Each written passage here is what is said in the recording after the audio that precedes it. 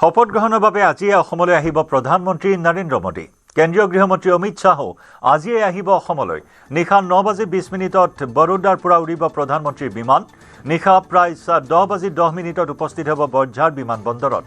কইনাধৰাত নিশা কটাব প্ৰধানমন্ত্ৰী নৰেন্দ্ৰ মোদীয়ে। নিশা 10 বজাত বিমানবন্দৰ পাব গৃহমন্ত্ৰী অমিত শ্বাহেও। ৰেডিশ্যন ব্লুত নিশা কটাব কেন্দ্ৰীয় গৃহমন্ত্ৰী অমিত শ্বাহে। বিত্তমন্ত্ৰী নিৰ্মলা সীতাৰমণো আজিয়ে উপস্থিত হ'ব গুৱাহাটীত। ৰাজনাথ সিং, শিৱৰাজ সিং চৌহানো আজিয়ে আহিব অসমলৈ। কেইবাগৰাকীও VVIPৰ আগমন ঘটিব আজিয়েই। কাইলৈ আছে HBS 2.0 শপত গ্ৰহণ, খানাপাৰাত বৰ্ণাঢ্য অনুষ্ঠান শপত গ্ৰহণৰ, আৰু সেই মৰ্মে কেইবাগৰাকীও VIPৰ আগমন ঘটিব আজিয়েই গুৱাহাটীলৈ। কেন্দ্ৰীয় গৃহমন্ত্ৰী অমিত শ্বাহ, দেশৰ প্ৰধানমন্ত্ৰী নৰেন্দ্ৰ মোদী আজি নিশাই গুৱাহাটীত উপস্থিত হ'ব।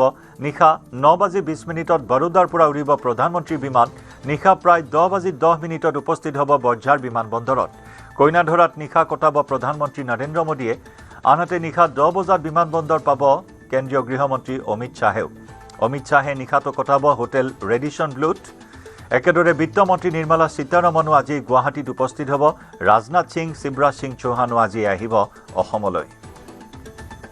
কাইলৈ খানাপাৰা পশু চিকিৎসা মহাবিদ্যালয় খেলপথাৰত দ্বিতীয়বাৰৰ বাবে মুখ্যমন্ত্ৰীৰূপে শপত গ্ৰহণ কৰিব ডক্টৰ হিমন্ত বিশ্ব শৰ্মাই। হিমন্ত বিশ্ব শৰ্মাক অসমৰ মুখ্যমন্ত্ৰী হিচাপে নিযুক্তি ৰাজ্যপালৰ 164 নম্বৰ অনুচ্ছেদৰ 1 নম্বৰ দফাৰ অধীনত হিমন্ত বিশ্ব শৰ্মাক নিযুক্তি প্ৰদান। কাইলৈ দিনৰ 11:40 হ'ব শপত গ্ৰহণ। মুখ্য সচিবে আনুষ্ঠানিকভাৱে জাৰি কৰিছে জাননী। শপত গ্ৰহণ অনুষ্ঠানত প্ৰধানমন্ত্ৰী মোদী, অমিত শ্বাহ, ৰাজনাথ সিং, নীতিন নবীনকে ধৰি উপস্থিত থাকিব বহুকেইজন NDAৰ শীৰ্ষ নেতা। 21 ৰাজ্যৰ মুখ্যমন্ত্ৰী, উপমুখ্যমন্ত্ৰী উপস্থিত থাকিব শপত গ্ৰহণ অনুষ্ঠানত। শপত গ্ৰহণ অনুষ্ঠানত উপস্থিত থাকিব দেশৰ কেইবাগৰাকী উদ্যোগপতি, অসমৰ সত্ৰাধিকাৰসকল আৰু 2 লাখৰো অধিক লোক। নিশা শপত গ্ৰহণ অনুষ্ঠানৰ অগ্ৰগতিৰ বুজ ল'লে হিমন্ত বিশ্ব শৰ্মাই। শপত গ্ৰহণৰ বাবে খানাপাৰা খেলপথাৰত 3খন গেটৰ 2খন গেট খোলা থাকিব সাধাৰণ লোকৰ বাবে। বায়ুসেনাৰ বিমানেৰে বৰঝাৰ বিমানবন্দৰত আজিয়েই অৱতৰণ কৰিব প্ৰধানমন্ত্ৰী মোদী, আৰু কাইলৈ আন প্ৰায় 50খনৰো অধিক চাৰ্টাৰ্ড বিমানৰ অৱতৰণ হ'ব লোকপ্ৰিয় গোপীনাথ বৰদলৈ আন্তঃৰাষ্ট্ৰীয় বিমানবন্দৰত।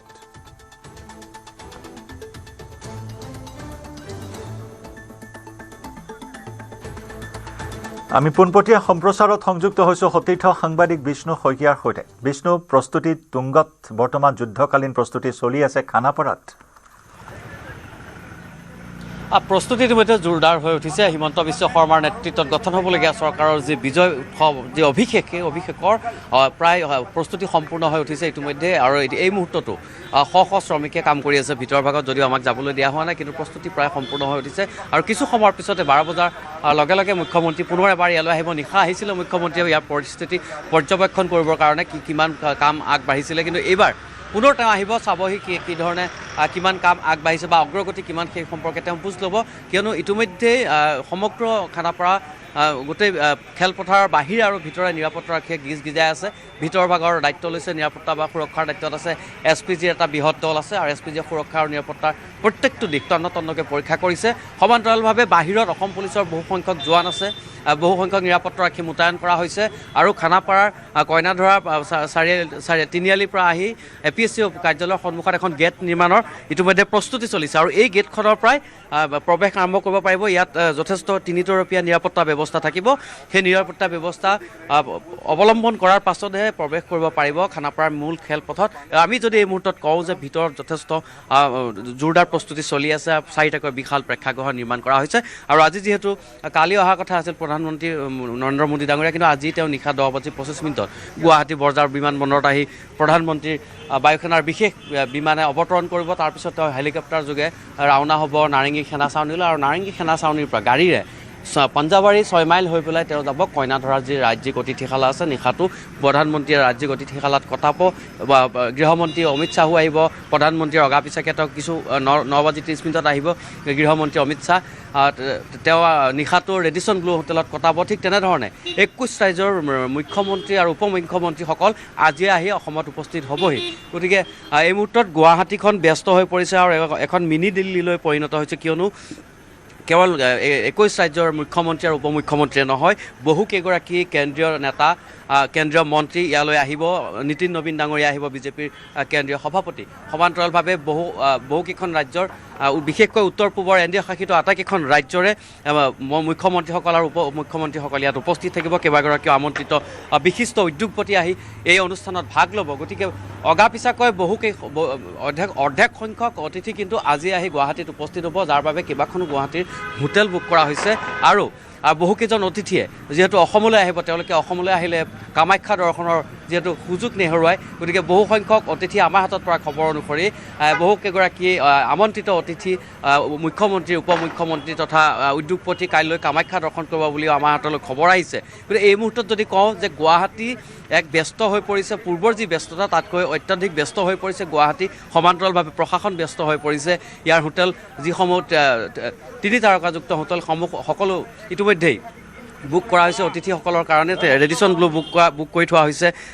কইনাধৰা যি ৰাজ্যিক অতিথিশাল আছে তাত যিহেতু প্ৰধানমন্ত্ৰী থাকিব, গৃহমন্ত্ৰী ৰেডিচনত থাকিব, একেদৰে নীতিন নবীন ডাঙৰীয়া আহিব, শিৱৰাজ সিং চৌহান আহিব, এনেধৰণৰ বহুকেইগৰাকী কেন্দ্ৰীয় নেতৃত্ব আহিব। গতিকে তেওঁলোকৰ বাবে কেইবাখনো হোটেল ইতিমধ্যে বুক কৰা হৈছে। আৰু এই মুহূৰ্তত খানাপাৰাৰ এই পৰিৱেশ আমাৰ দৰ্শকসকলে দেখিছে যে কেনেধৰণে যুদ্ধকালীন প্ৰস্তুতিৰে এনডিএ চৰকাৰৰ তৃতীয়বাৰ শাসনৰ গাদী দখল কৰাৰ প্ৰাক মুহূৰ্তত সম্পূৰ্ণৰূপে প্ৰশাসন, বিজেপি কাৰ্যকৰ্তা হওক বা যিসকল আৰক্ষীৰ লোক আছে, নিৰাপত্তাৰক্ষী আছে, সকলো ব্যস্ত হৈ পৰিছে। আৰু কটকটীয়া নিশ্চিদ্ৰ নিৰাপত্তা বেষ্টনী ইয়াত গঢ়ি তোলা হৈছে, কোনো ধৰণৰ সুৰুঙা নাথাকাকৈ যাতে সকলো সুন্দৰভাৱে সম্পন্ন হৈ যায় শপত গ্ৰহণ অনুষ্ঠান, এই যি ৰাজঅভিষেক অনুষ্ঠান, তাৰ বাবে প্ৰতি মুহূৰ্তত CCTVৰ জৰিয়তে নিৰীক্ষণ কৰি থকা হৈছে। আৰু খেলপথাৰৰ ভিতৰৰ যি নিৰাপত্তাৰ দায়িত্ব SPGয়ে প্ৰতি মুহূৰ্তত নিৰীক্ষণ কৰিছে। স্নিফাৰ ডগ কিছু সময় পূৰ্বে আমি দেখিছিলোঁ যে সমগ্ৰ খেলপথাৰখন স্নিফাৰ ডগ আৰু মেটেল ডিটেক্টৰে পৰীক্ষা কৰিছে যাতে কোনো ধৰণৰ বিঘিনি নঘটে। এনেধৰণৰ এটা কটকটীয়া নিৰাপত্তা এই ব্যৱস্থা অৱলম্বন কৰা হৈছে। আৰু সাধাৰণ লোকৰ প্ৰৱেশ ইতিমধ্যে বন্ধ কৰি দিয়া হৈছে। আমি কৈছিলোঁ যে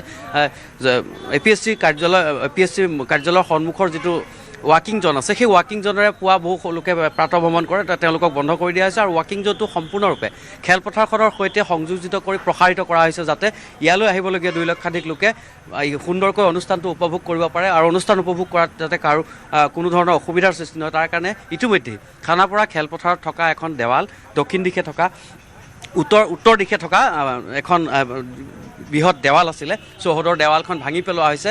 আৰু যিটো ৱাকিং জ'ন আছে, সেই ৱাকিং জ'নৰ পৰাই আচলতে চকী ইয়াত সংস্থাপন কৰা হ'ব। সেই ৱাকিং জ'নৰ পৰাই অনুষ্ঠান চাব পাৰিব, শপত গ্ৰহণ অনুষ্ঠান চাব পাৰিব। যিহেতু কাইলৈ মুখ্যমন্ত্ৰীৰ লগতে কেইবাগৰাকীও মন্ত্ৰীয়ে শপত গ্ৰহণ কৰিব, লক্ষাধিক লোকৰ ইয়াত সমাগম হ'ব। ৰাজ্যৰ প্ৰত্যেকটো পঞ্চায়ত প্ৰতিনিধিসকল আহিব, বিজেপিৰ বুথ আৰু মণ্ডল কমিটিৰ প্ৰত্যেকজন বিষয়ববীয়া আহিব। প্ৰায় 2 লক্ষাধিক লোকৰ সমাগম হ'বলগীয়া এই অনুষ্ঠানটো সুচাৰুৰূপে চলি যাবৰ কাৰণে আৰক্ষী আৰু নিৰাপত্তাৰক্ষীয়ে প্ৰত্যেকটো দিশ নিৰীক্ষণ কৰি আছে। আৰু পথ নিৰ্দেশনাৰ ক্ষেত্ৰত ইতিমধ্যে জনাইছে যে মহানগৰী যান বাহন আৰক্ষী শাখা ইতিমধ্যে কোন ধৰণে কোনফালে গাড়ী চলাচল কৰিব পাৰিব বা বাহন চলাচল কৰিব সেই সম্পৰ্কে ইতিমধ্যে সকলো জনাইছে। গতিকে প্ৰস্তুতি প্ৰায় তুংগত হৈ আছে বুলি ক'লেও ভুল কোৱা নহ'ব। আৰু মাত্ৰ কেইটামান ঘণ্টা অপেক্ষা কৰিব লাগিব। মুখ্যমন্ত্ৰী কিছু সময় পাছতে ইয়াত আহি উপস্থিত হ'ব আৰু তাৰপিছতেই নিশাৰ ভাগলৈ ইয়াৰ প্ৰস্তুতি প্ৰায় সম্পূৰ্ণ হৈ যাব। আৰু সন্ধিয়াৰ ভাগলৈ কেইবাগৰাকীও প্ৰাক্তন মন্ত্ৰী, বিজেপিৰ কেইবাগৰাকীও কাৰ্যকৰ্তা, জ্যেষ্ঠ কাৰ্যকৰ্তা আহি ইয়াৰ পৰিস্থিতিৰ বুজ ল'ব। আৰু বাকী যিখিনি কাম আছে আজি সন্ধিয়াৰ ভিতৰত সম্পূৰ্ণ কৰিবলৈ নিৰ্দেশ দিয়া হৈছে বুলি আমি জানিব পাৰিছোঁ। জয়ন্ত, ধন্যবাদ বিষ্ণু।